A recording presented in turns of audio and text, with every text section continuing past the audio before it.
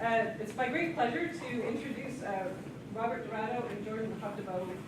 Robert I've known for a long time, and Jordan I'm just meeting for the first time, so it's a pleasure. They're both here for NRC, the National Research Council for Canada. And so I want to say they're both biomedical, well, I would call you both biomedical engineers. You're definitely working in the biomedical area. Yes. Robert's an engineer and Jordan is more of a computer science person. So biomedical researchers. And they're actively interested in collaboration with UBC researchers and also industry in Vancouver for reasons that they will be getting into a little bit more. So it's a good thing to listen up on that.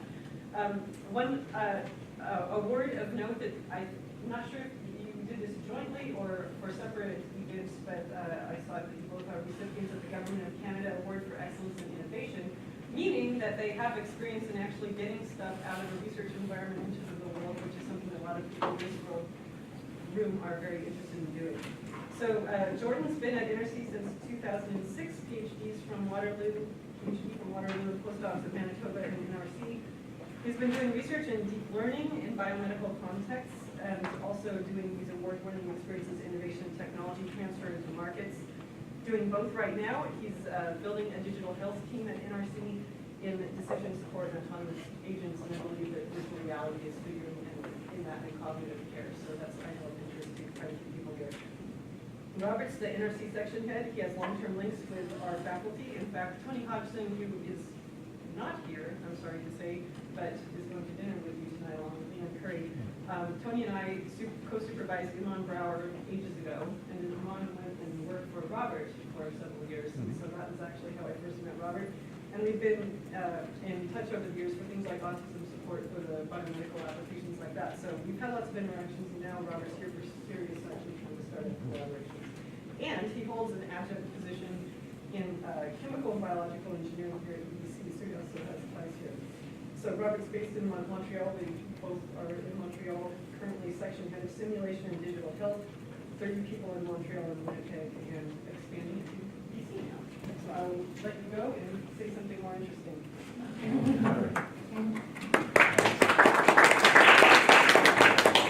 Thank you, Karen. It's always a pleasure to see you again and to come to BC. Thank you all for coming here today. This is a talk that we're giving to several universities across the country. So you're not the first ones to see the content of this talk. It's really an effort to re-engage with the academic ecosystem in Canada from the NRC's perspective. It's focusing more on simulation and digital health, which is my section. We're part of the Medical Devices Research Center at the NRC. I'm currently mandated with putting together the NRC support program for Canada's digital technology supercluster. So this support program will include a component of internal NRC work that's aligned with the objectives of the supercluster, and it will also include a grants and contributions component that will be open to the academic and to the SME environment for projects that are aligned with what NRC is doing in alignment with Canada's digital technology supercluster. So that's all I have from a details perspective at this time. Details will be coming out in the coming months.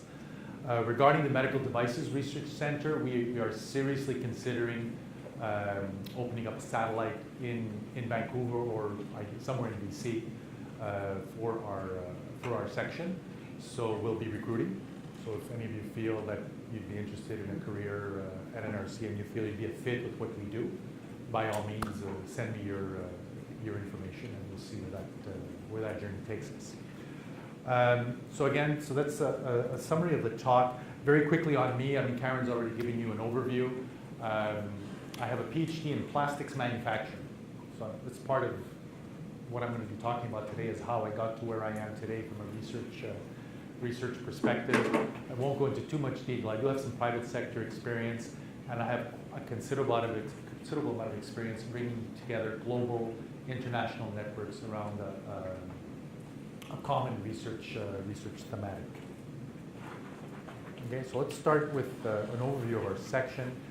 The NRC has three key roles.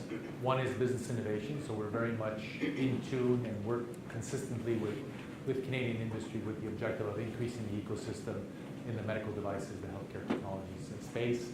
We have federal policy mandates, so we respond to federal policy requirements from a research perspective. Example, the opioids crisis. We'll be looking at implementing an initiative to that effect in the coming months. And we also have an advancing knowledge mandate, which is also very important. It's important to balance all three in the context of what we do. So we have sites across the country, research centers that are located throughout the country with different mandates. Our site is actually in Montreal and in Winnipeg. So again, our vision at the Medical Devices Research Center is to have a vibrant Canadian medical devices ecosystem with a strong culture of ideation to market for technologies in the healthcare space, targeting the top 5 presence for Canada internationally in this space. So it's very important. We're losing a lot of good young people. We're training them in Canada, and then we're losing them to the States and to international markets. It's important to have an ecosystem that's able to uptake these highly qualified personnel, people, once they're graduating from their degrees. So specifically with regard to digital health, I mean, we all know a lot of this information. The societal drivers of the healthcare costs, aging population, remote and in-need communities. Canada's a sparse population country, so it's something we need to consider. Medical conditions, chronic disease is important. Comorbidity, people are getting 2 conditions that they have to deal with, so that becomes increasingly complex. Cognitive disorders, very, very complex to look at from a scientific perspective and to treat. And again, the technology enablers, the amount of patient data information that's coming out is an opportunity. The interactive VR technologies that are coming out are an opportunity. Affordable physiological monitoring devices and wearables is another opportunity to address the societal drivers and the healthcare needs. So our section, our mission, we rely on core software platforms and with staff that all has a biomedical acumen. So every person in the section has strong biomedical acumen as well as software development skills within the same individual. And we feel that's important from a research perspective to have the two within the same person. We work frontline with industry as well as with clinicians. So every project we have has to have a clinician and or an industry collaborator involved intimately in the project. It can't just be someone's idea to explore something. And again, all for the benefit of the Canadian ecosystem. So what we do is we have our own internal software platforms, which I'll talk about in the coming slides, and we absorb a level of scientific risk in the development of these individual software platforms. This absorbing of risk is something that the private sector generally would not do. Right? They wouldn't spend money or invest money to absorb that risk. So our role is really to absorb the risk so that our platforms are valid and state-of-the-art in the private sector in 3, 5, 10 years down the line. So that's really the role that we give ourselves as an organization. So we have 3 research activities in the section. The first one being medical task simulation training. Again, we have a software platform that supports each of these research activities. So I'll talk a bit about some of the work we've done there. We have an XR cognitive care activity and corresponding platform, as well as an interactive remote care platform. So Jordan will give a little bit more detail on the bottom 2, and I'll just give some brief detail on them now. So from a medical task simulation perspective, it's a multisensorial experience relying on physics-based behavior. So all Newton's F equals ma that he wrote down once the apple fell on his head, where mathematicians have been deriving this equation now for the last 300, 350 years. And these equations allow you to have a more realistic representation of the physics that occurs between deforming bodies in contact. And what we do is we implement these complex equations and solve them in real time in order to have a more realistic behavior of the experience for the user. All the while assuring that this is done on an affordable platform, not running on a cluster, but on an affordable platform, so that the technology and developments can be diffused at large. From the cognitive care perspective, again, it's immersive VR. We developed a series of interactive simulation exercises for cognitive assessment and remediation of a variety of cognitive psychiatric disorders. They're all neuropsychology and neuroscience founded, so all the exercises are founded on neuroscience and neuropsychology. And all the expertise we've developed on haptics, on the surgical simulation front, we're now bringing that into here so that we increase the level of skills transfers for these technologies. And the third activity is software that facilitates interactive remote care. So essentially patient data that clinicians are accessing remotely and corresponding data analytics to facilitate the decision process for the clinician, as well as virtual assistants to enhance the quality of the interaction between the patients and the clinicians. So Jordan will talk a little bit about that in the coming, right after me. So I wanted to talk a bit about our journey to biomedical R&D. So on the first slide, you saw that I have a PhD in plastics manufacturing. And we find it's an interesting story, an interesting journey that we like to share with the university audiences. So for many years, between 91 and 2012, we developed software that simulates the extrusion of a molten polymer through an annular die and the subsequent inflation of this polymer into an enclosing mold and subsequently cooling that down to make a final part. So this is called the blow molding or the thermoforming processes. We became world leaders in this space. The software is used to optimize the manufacturing process and to accelerate the part design process for companies that make these parts, mostly in the automotive sector and the food packaging sector. Impact, the majority of the world's fuel tanks and rigid packaging today are designed with our technology worldwide. So we're very proud of that accomplishment, to the point that I went to China several years ago and some engineer there showed me that he had hacked our software. So if somebody had taken the time to hack it, you know you've made it in the software space. Again, our software, we had an early adopter group that I'll talk about that model in the next little bit, but users from around the world that were using our software and giving us feedback on the development of the software. So mostly in the automotive and in the packaging sector that we work. Obviously, you can see the big center around Detroit is where the majority of our users are from. And in 2007, we had to make a decision, right? Because we were top of the game, we were world-renowned, we were the best there was in this space. And we found that our contributions were becoming increasingly cosmetic in nature. Well, we didn't openly say this, right? Because you always want to justify your existence as a research organization, but they were becoming increasingly cosmetic in nature. And we found that the industry that we were working with, from a know-how perspective, were holding their own in discussions with us. Right? The separation wasn't that big. So we had to make a decision. We could have coasted our accomplishments for the rest of our careers and said, fine, we're top of the world. We'll keep doing these cosmetic contributions and people will leave us alone for the coming fields. Or do we challenge ourselves with something new? And we made a decision to challenge ourselves. It was a 5-year transition. It didn't happen on a dime. It was a 5-year transition. It's where we did both, where we did this plastics simulation as well as the biomedical R&D, which I want to talk about in a bit. It was extremely fun.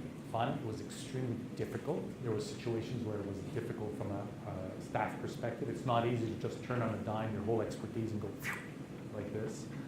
So the objective here was to develop a virtual reality platform for interactive surgical simulation training called the NeuroTouch, which has since been commercialized by CAE Healthcare. So in this context, we led a pan-Canadian NRC collaboration with multiple NRC sites, as well as 25 clinical research sites from across the country working with us in the development. Upwards of 30 FTEs per year were involved in the development. We brought that on to an international network of teaching hospitals in a phase 2, and I'll talk about that in the next little bit. Engineers had to learn about the operating room. They could go in the AR, OR. We had neurosurgeons on staff, residents on staff that were working with our people in the labs. When we started this, we had 15 researchers evolving from the plastics manufacturing space. We went down to 7 of those core people, so we lost some people. But we brought in new blood, and now we're at 27 today. So there were some growing pains in doing this. So today, we have the 3 research activities. The medical task simulation is the one that opened the door for us. So from a competency perspective, there was a logic in us going from plastics manufacturing towards the surgical simulation, with everything having to do with the simulation of deformable bodies. And since then, we've taken that expertise and moved on to develop a platform for the cognitive care. We're now developing something for the interactive remote care. So from a couple of lessons learned, first one being to collaborate with end users from the get-go, right, to increase your perspective and make sure you're grounded as to the research that you're doing. So we always implement a user-centric R&D model. Right? So we have a 3-phase approach to this user-centric model. We did it for the automotive/food packaging simulation. We did it for neurosurgery simulation. We're starting to do it for the cognitive care simulation now. And the 3 steps are, first of all, an early technology readiness level, where we develop a foundational software platform internally, right? Just so that when we go out and we're meeting users, we don't get perceived as a bunch of tourists that just want to explore the space. So we develop an internal software platform for the first couple of years, and then further to that, we have a phase 2, where we engage a series of early adopters, so users that are ready to take the risk, accept that it's a research tool, but want to have the tool in-house, use the tool, and provide us feedback. And we meet these users regularly, at 6-month intervals and so on. We meet them where we present the advancements, they challenge us, they tell us how they think we should advance moving forward. And then in the 3rd stage, what we do is we move on to commercialization. Right? So we engage an industry receptor that's happy that we've done all this user engagement, formal user engagement, that in a way for them is a validation of the market intelligence and the validity of the market. And we move to that stage at a later TRL level. So it's a long process. So in phase 1, specific an example being the neurosurgery simulation training. In phase 1, again, we developed the internal platform for a couple of years before going out and meeting too many surgeons and early adopters on what we did. Once we had that initial technology, we went out and built our early adopter group. We had 2 phases for the early adopter group. Phase 1, it was the Canadian clinical sites, 25 Canadian clinical sites, to really advance the development of the realism and the validity of the simulator. In phase 2, we went international. So we had Canadian sites, American sites, Asia, Europe. We even had one in Africa. And the idea here is to make it more comprehensive from a number of simulation exercises, so that when we moved on to the technology receptor, a lot of those growing pains were already taken account for. So again, as I mentioned, phase 3 is we're in that now. We're closing in on ND Lab with CAE Healthcare. They've taken on the technology. They're selling it worldwide, and we're still working with them on a knowledge transfer perspective. We work with them to assure certification, European mark and CSA of the technologies. They've made sales around the world on the technology, and they'll be running with this after this year. It's their technology to run with. So we're very happy with the accomplishment. We've done the same thing in other spaces in the plastics manufacturing and so on. Another lesson is to be open to embracing new ideas. Right? We all, as researchers, we all have a responsibility to not be too close-minded, to be open to what others are doing and what's out there. Yeah. As you wish. Yeah, so just back up one, so you told the story of CAE has taken this and run with it. So we had this network built with all these players in Canada and internationally, and they were using, I think, earlier prototype versions. Yes. So what happens with that network, in particular, the ability for other estimates to use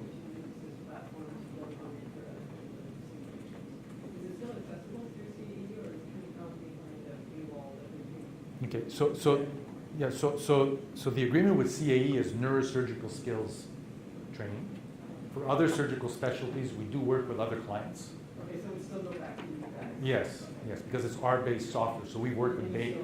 Yeah, we work with Bayer on a big project that I might show you in a couple of slides on a cardiovascular intervention. Other companies in this space that we've worked with. So we still have that. They have the field of neurosurgical skills simulation. So again, there you go. This is the project with Bayer. Right, Karen, your timing is impeccable. Pharmaceutical companies are increasingly getting into the digital solution space, offering something complementary to just medication. So all the big companies are looking at this. And some digital solutions, simulators, patient coaches, medication compliance, digital solutions in support of clinical studies and so on. So there's a wide range of them. What we see there is a simulation that we developed for Bayer for a cardiovascular intervention, pulmonary endarterectomy. Actually, Jordan was involved in that project with Bayer. That essentially, it's a complex surgery, so the availability of an educational tool for the surgeons facilitates surgeons adopting the specific surgery, and Bayer markets the medication that's used post-surgery. Motivation is very interesting from a business marketing perspective. So that's an example of a project that was further to the CAE development.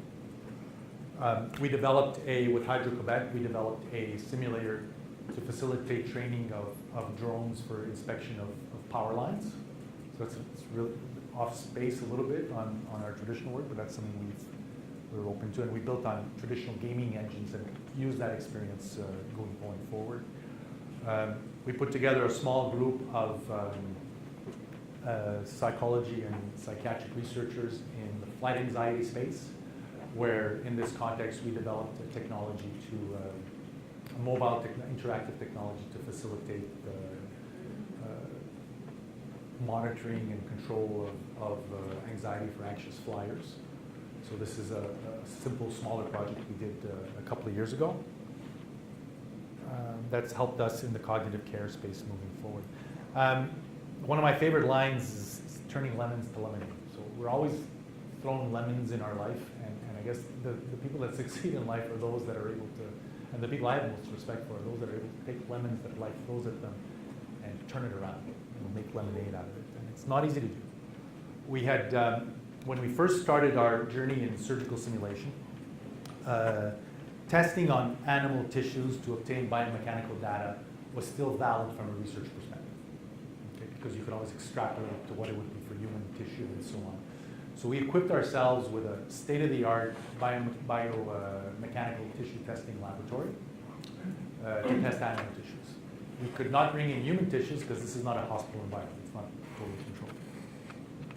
So it was useful for a while to support the research in surgical simulation, having the data help us obtain the constitutive laws for describing the behavior of the tissues. And then what's happened is research evolved. And now what's happened is all these biomechanical researchers are embedded in hospitals getting data on human tissues. So any article I submit on animal tissues is going to be flat out rejected because it's no longer state of the art, right? Because people are publishing on human tissues. So we could have thrown it away or given it away, or put it up for disposal or whatever, this whole lab equipment. It's very nice equipment. And what we did is we approached a local hospital, teaching hospital in Montreal, and said, well, let's make a joint lab, right? We'll provide all the equipment. You have access to it, by all means. You manage the equipment. We have access to it as we need it. It allows us to bring in human tissues because it's in a hospital environment. It allows us to contribute to training the HQPs in this space. Win-win for everybody, right? And now it's a lab. It's at the Centre de Recherche du Centre Hospitalier de l'Université de Montréal. So the lab is there. It's a joint lab. We both have access to it. Win-win situation. I'm very happy about it. And now we're starting some joint projects with the hospital that will rely on the lab moving forward. Medical.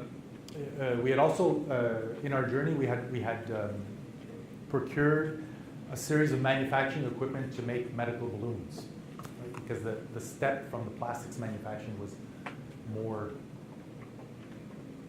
explainable, I would say is the word, because it's blow molding and it's blow molding. And so we did this, but industry was already there, right? We weren't adding value. Industry was already there. They were already making these parts. We didn't add anything that they didn't already know. So we said, what do we do with this?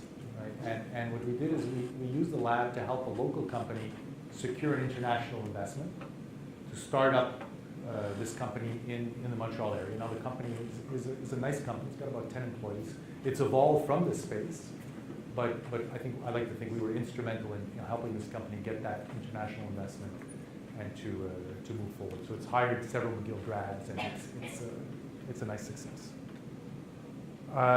That's Jordan. So when we had the early adopter group, one of the users was a hospital in Chicago, and they had brought it in, and they used it accordingly. But at a certain point, it was old, and they wanted to move on. From a research perspective, they wanted to move on to something else, and we were no longer in this space. So they said, "Do you want this thing back?" And we thought about what it would cost at customs to bring it back into Canada. The computer was close to being obsolete. The haptics were close to being obsolete. And parallel to this reflection going on with the hospital, do we take it in or not? Jordan didn't even know about this. Jordan approached me and said, "Yeah, I'm going on vacation. I'm going to be visiting the Museum of Surgical Science in Chicago," or something like that. And then it just 1 + 1, Chicago. And I said, "Well, why don't we broker a donation between the hospital and the museum?" And the simulator's now at the museum in Chicago, and very happy about this. I mean, we built something out of nothing. So sometimes you have to be aware to opportunities like this that can exist. So this is a film of our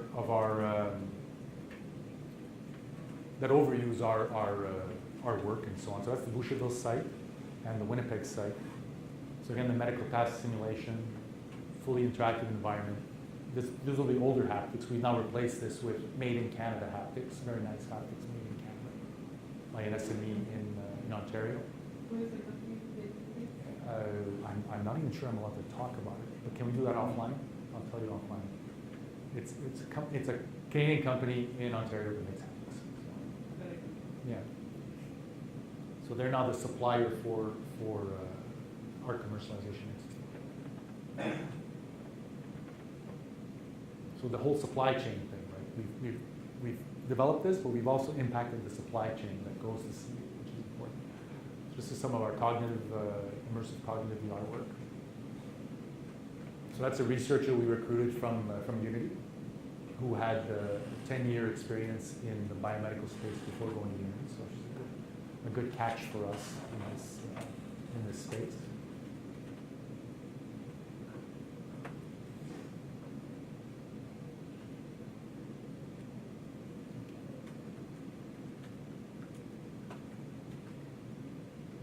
That's our flight anxiety lab. So we had put together a flight anxiety lab, a pretend fuselage with seats and everything that we were donated from an airline. And we did some flight anxiety work there. And this is some of our interactive remote carriers. So we've gone heavily into mobile platforms. And that's the future. The future is affordability and anytime, anywhere technologies.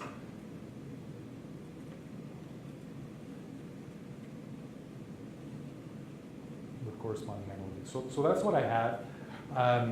I'd like to send it off to Jordan, and he can complete the tag team.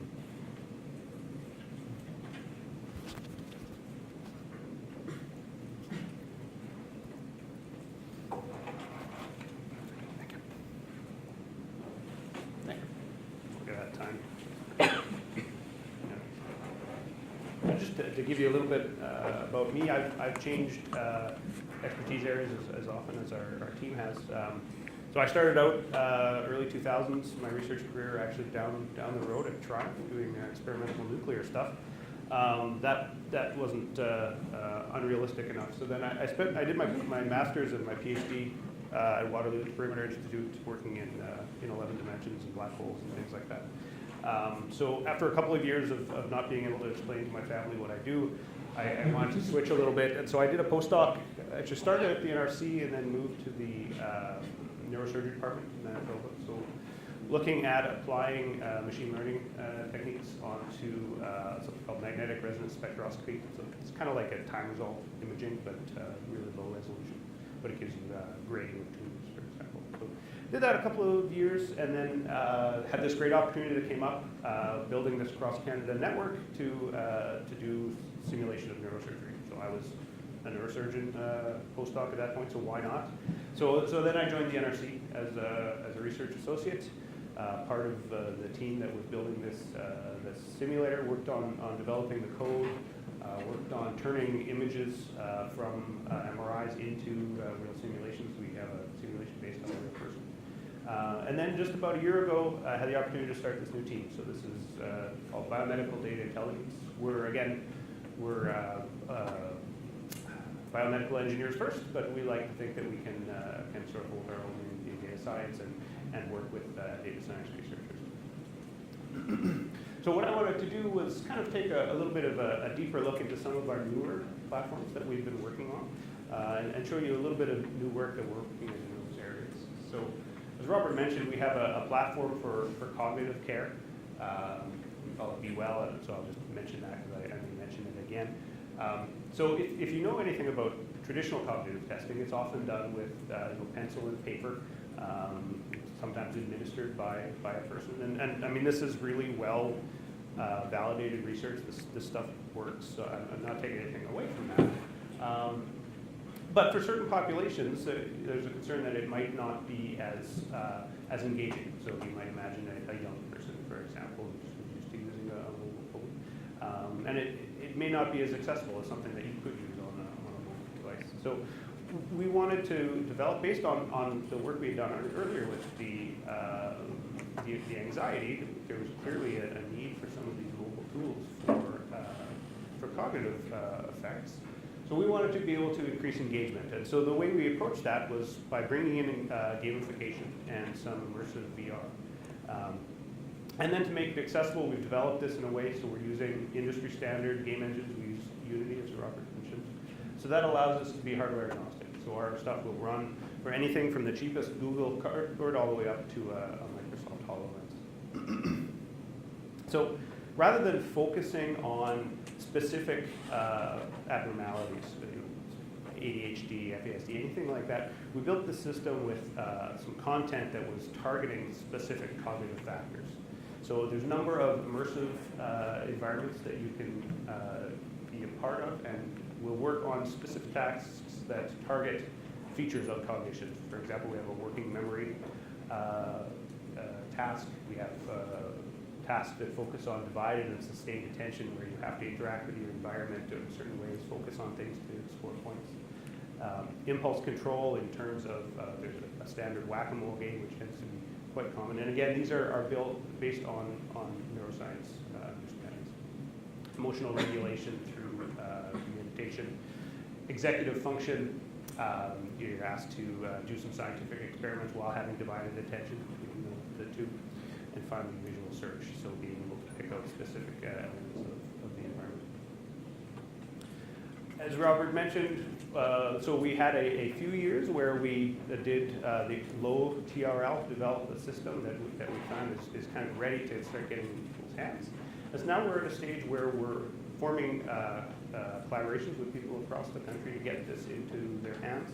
Each one is targeting a specific condition or a population base. We'll do some customization of the system so that it works for their needs. And then the goal is for them to give us feedback on how to further improve the system. I just wanted to, you have a lot of PVC. I'm not a little bit disabled. So with those, we're targeting applications, broad range, mild dementia, FASD, ADHD. So broad range of populations, but in a lot of cases, populations that would really kind of, I think, take to these kinds of delivery methods. So if you've worked with VR before, you probably know that there's something called cybersickness. And so this can be quite challenging for people. It causes headaches, causes disorientation, can cause nausea. If you've ever been on a boat, you can sort of intuitively understand what's going on here. Your eyes and your ears are telling you two different things. So you can sort of think of cybersickness as being the similar thing, except in this case, your ears are telling you that you're not going anywhere, and your eyes are saying the opposite. So if our goal is really to have a remediation, then we have to make sure that this cybersickness isn't a worse problem than the things that we're trying to remediate. So to understand it, there's a lot of literature on this area. There's some understanding of root causes. There's that sort of sensory mismatch area that I alluded to earlier. There's other theories of postural instability, sort of generalization of the sensory mismatch idea.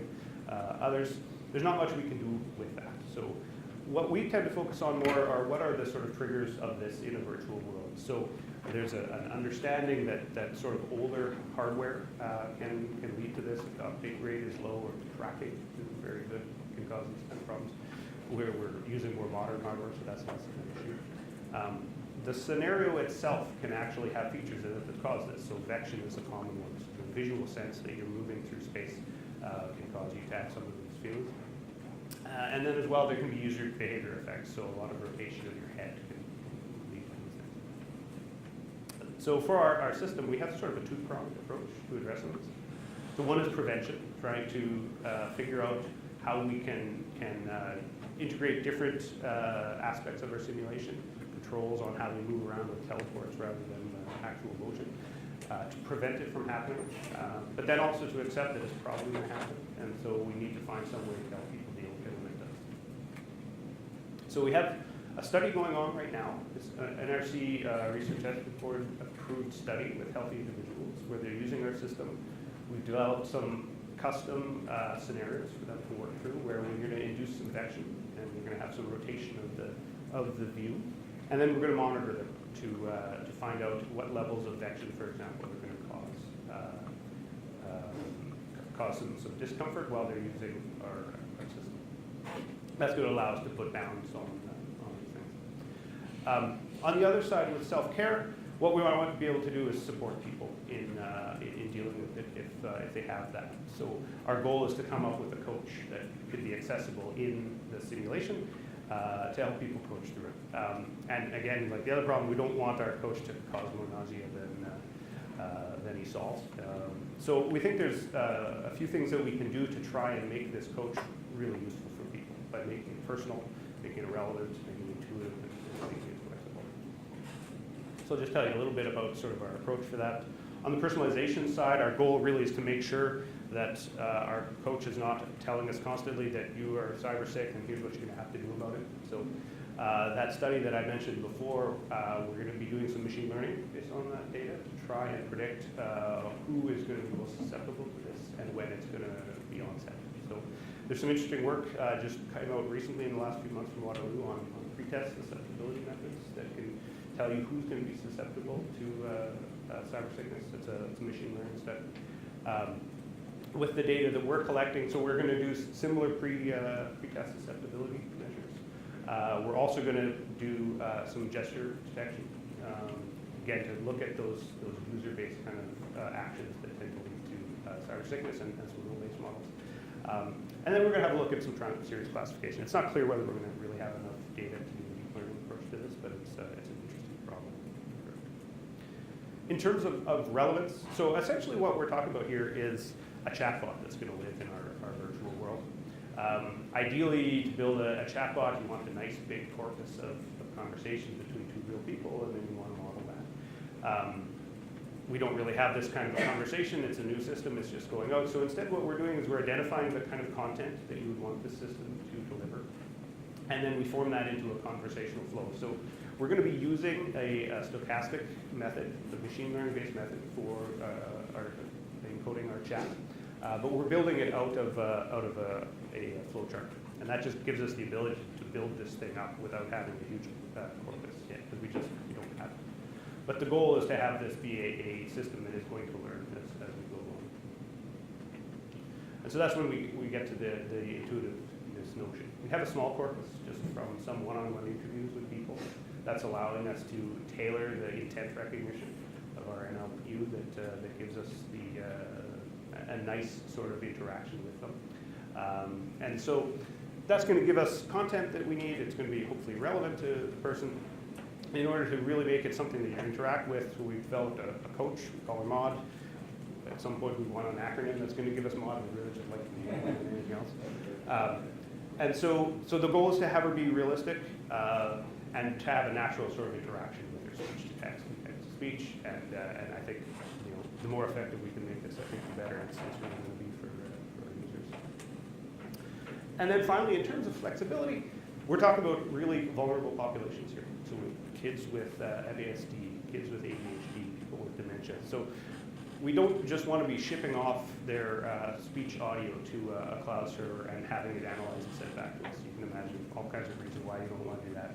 So, but there are some times where you do want that. I mean, speech to text from cloud SAS is pretty good. I mean, there's not a lot of on-device speech to text that is as good as what you can get from the cloud easily, especially if you want it to be hardware agnostic.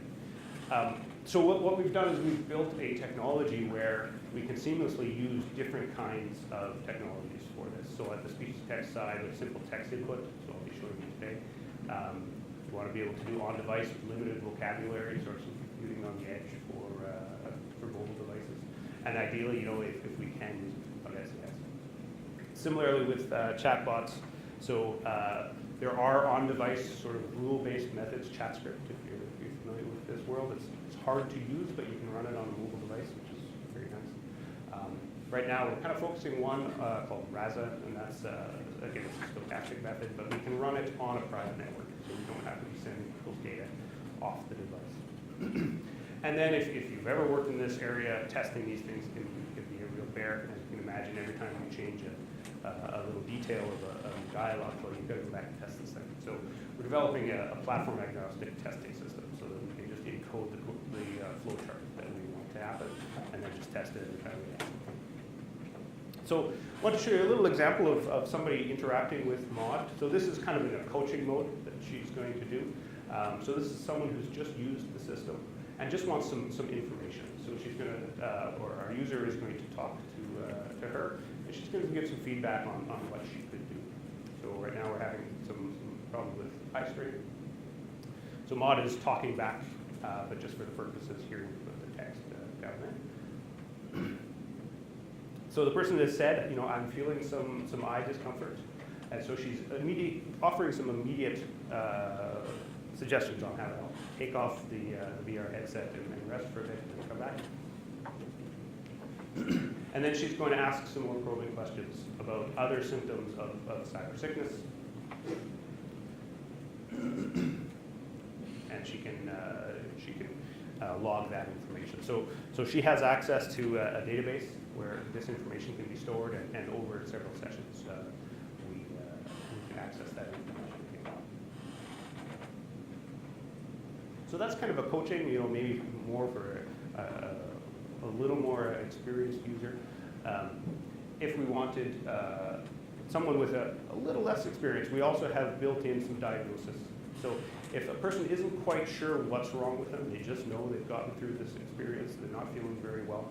So they can just say, I'm not feeling very well. And so she's now going to take you through a few questions that actually are going to help to diagnose specifically what's wrong. So again, she said some general discomfort is being felt. She's going to now walk through some questions about specific problems, specific kinds of discomfort, from eye strain to sensitivity in the stomach, and diagnose whether or not there's specific problems that can be addressed with a good feedback. So, in this particular case, the person is feeling some nausea, a little bit of sweating, fatigue itself is low. So she's going to collect all of this information.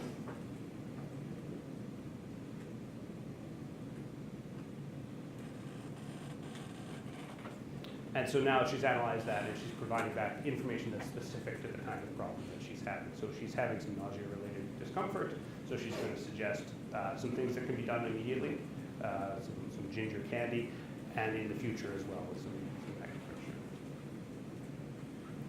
So that was on our cognitive care platform. I wanted to tell you real quick about some other work we're doing with our interactive remote care platform. So this is a platform in development. As Robert mentioned, we've been doing this for about the last 2 years. So what it is, cloud-based system with a mobile application. Mobile application is kind of the gateway in for the user. So integrates with healthcare applications like our cognitive care platform. Also integrates with connected devices to make that data available on the cloud-based server so that then a clinician can use cross-browser access available website to actually see the data and interact with it. So one of the things that we've been working on quite recently is an intelligent interaction interface for it. So we've just recently added that. We've got integration with BeWell, our cognitive care platform. And going forward, as we start collecting this data, our goal is to really be able to provide cognitive assessment and remediation, so some decision support based on the information that comes into it. And then being able to triage people based on the sensory information in emergency situations. So I wanted to tell you quickly a little bit about this intelligent interaction interface. So if you're familiar with remote patient monitoring systems, the idea is sort of continuous monitoring of people. Imagine a diabetic monitoring over time their blood glucose levels. And at some point, if their blood glucose drops precipitously, then you might give them a warning and say send them to a hospital in extreme cases. Once they get to the hospital, you can obviously provide a really enhanced form of monitoring. But there's that gap in between from detecting an emergency situation to arriving at the hospital, where you might want an additional level of monitoring of the patient state. So what we've done is we've implemented a user interface that's intelligent in the sense that it's going to respond to the patient state, to walk them through a number of tests that allow to evaluate what their state is, with the idea being that's providing enhanced information to the clinician before the patient arrives at the emergency room. So we're just going to come to the end of this video real quick. So what's going to happen? We trigger an emergency state because the blood glucose has dropped. So first thing we do is let's just back to it. I'll let it go through the video. So the idea being, a hypoglycemic state can affect vision, can affect dexterity, the ability to speak potentially. So if we're monitoring these problems, we have to be sure that in order to evaluate them, we're not using those functions. So you can imagine if somebody's vision is impaired, asking them to do a complicated test that requires a lot of vision is going to be challenging. So what we're going to do shortly here is trigger an emergency.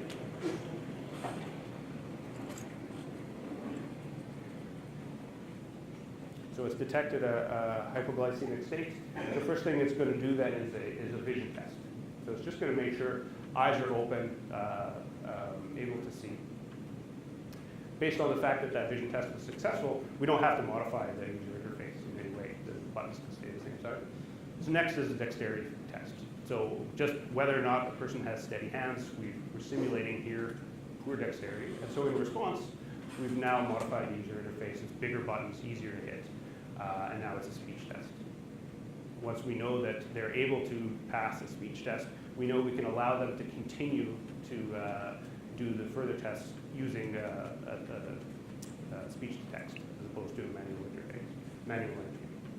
So we give the user some information on what they should do to try and raise their blood sugar, and then ask them to take a reading in a few minutes, which again we're going to input using text to speech. So thank you very much. That's all I had to show. I guess if anyone has questions.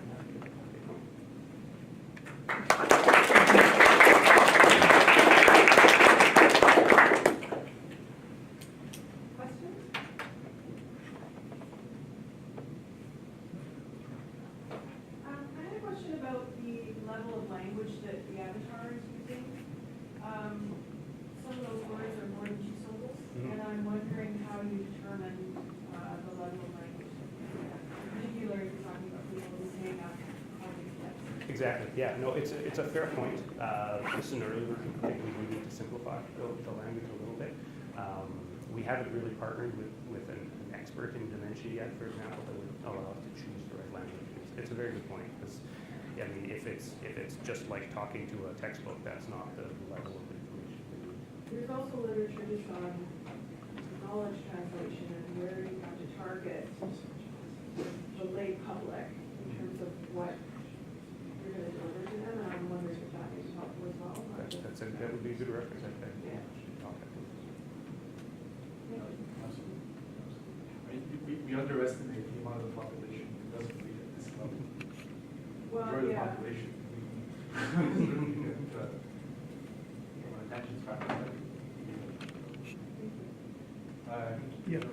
So first of all, a terrific talk. Actually, I was particularly impressed by how you're able to play the long game and getting this into the hands of surgeons.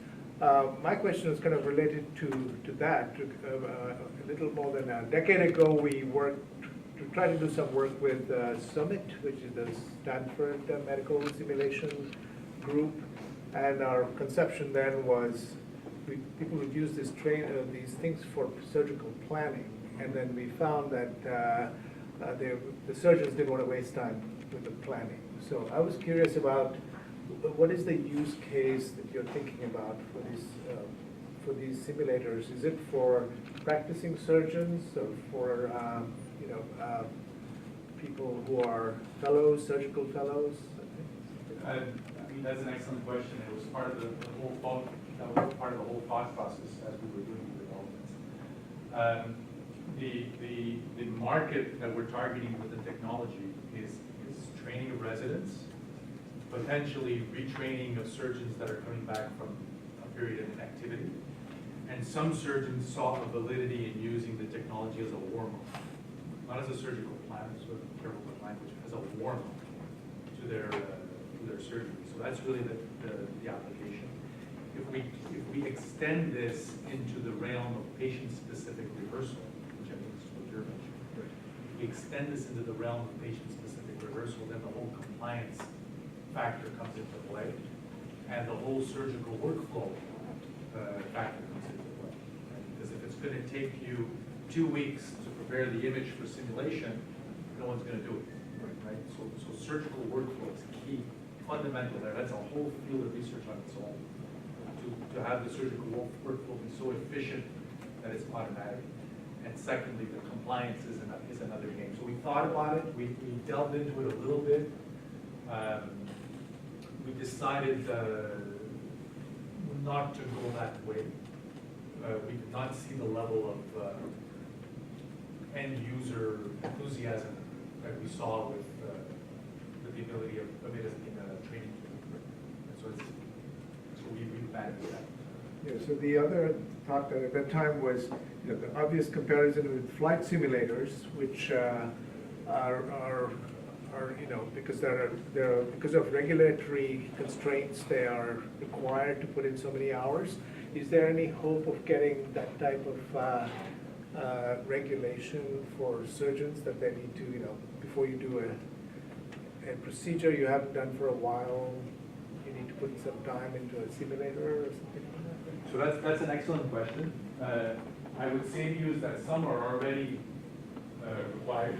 There's something called the fundamentals of laparoscopic surgery that has a physical simulator that's required for people to pass before they become laparoscopic surgeons. So that was developed by, the idea was conceived by actually a surgeon out of Montreal.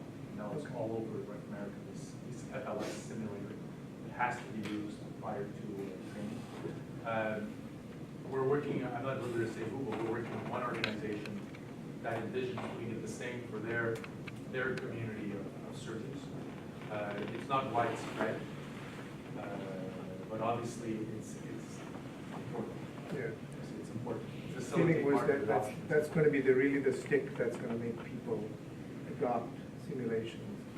I think the other thing that's important though is that this whole model of simulation centers, residents are busy people, right?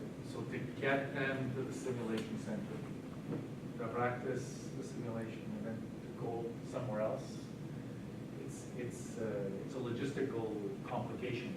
So that complication needs to be facilitated somehow. That's why I really believe that bringing simulators to mobile platforms is the way of the future, because the resident can bring it with her or him anytime. I think that's also important to consider. I was late for your talk, but I caught the part about the hypoglycemic detection for diabetics, and was wondering if there's any applicability to people who may be intoxicated, either cannabis or alcohol or some other substance, as a way to determine their fitness to drive or operate machinery.